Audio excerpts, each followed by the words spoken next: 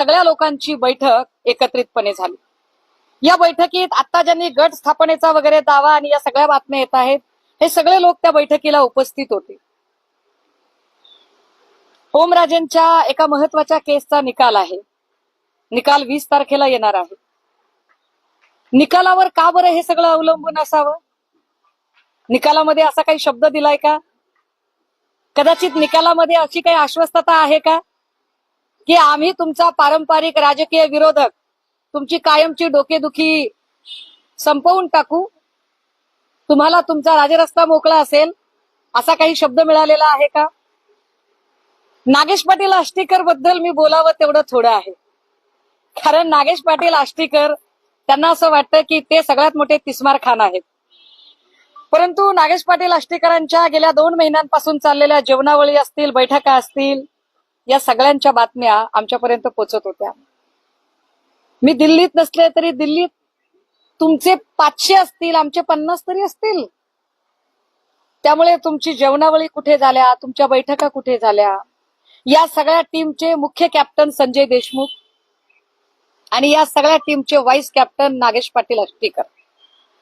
ज्या आष्टीकरांनी परवा दिवशी सुद्धा रात्री फोन केला संध्याकाळी 7 वाजता आणि मला असं सांगितलं की ताई, नांदेडमध्ये लोहबंदेंच्या घरातली 2 मतं आहेत, तुमचे आणि लोहबंदेंचे संबंध चांगले आहेत, तुम्ही तेवढं त्यांना सांगा की रेखाताई लोहबंदेचं मत माझ्या पोराला मिळालं पाहिजे, माझं पोरगं विधान परिषदेला उभं आहे।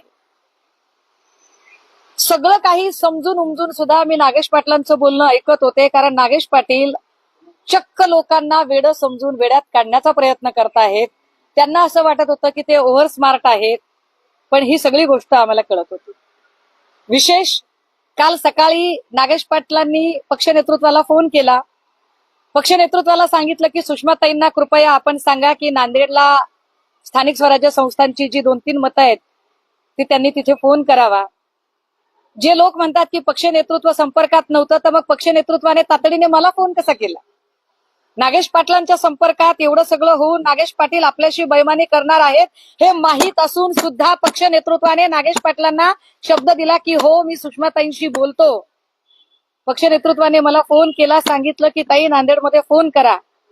मला हे सगळं समजत होतं, तरीही माझ्या नेतृत्वाला मी किती दुखवायचं, माझ्या नेतृत्वाला अजून मी किती वेदना द्यायच्या, हे समजून उमजून मी त्यांच्याशी काहीही न बोलता म्हटलं, सर होय मी बोलते, मी सांगते सर त्यांना।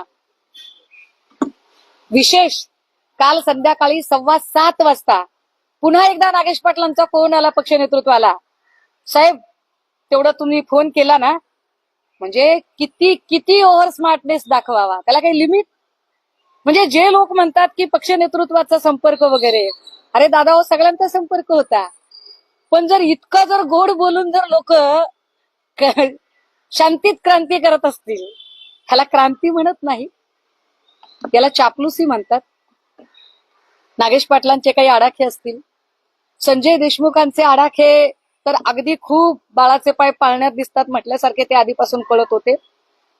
आणि या सगळ्यांनी साईबाबाची शपथ घेणारा गृहस्थ, जिकडे गुलाल तिकडे चांग भलं, कार्यक्रम यशस्वी झाला तर सगळ्यात पहिला मी मी मी म्हणणार, कार्यक्रम जर यशस्वी नाही झाला तर मी नव्हतोच असे म्हणून बाजूला होणार, अशा पद्धतीचा साईबाबाची शपथ घेणारा तो प्राणी।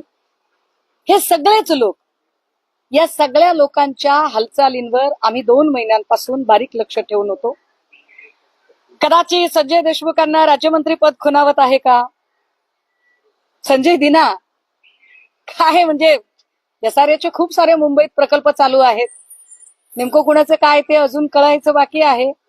परंतु कुणाच्या मनात काय आहे, अंदर क्या है बाहर क्या है, सब पब्लिक जानती है। पण या पत्रकार परिषदेच्या माध्यमातून महाराष्ट्रातल्या तमाम शिवसैनिकांना मी आवर्जून सांगितलं पाहिजे की या वेळेचं केलेलं मतदान हे नव्या नावासकट, नव्या चिन्हासकटचं मतदान होतं, ते धनुष्यबाणावरचं मतदान नव्हतं।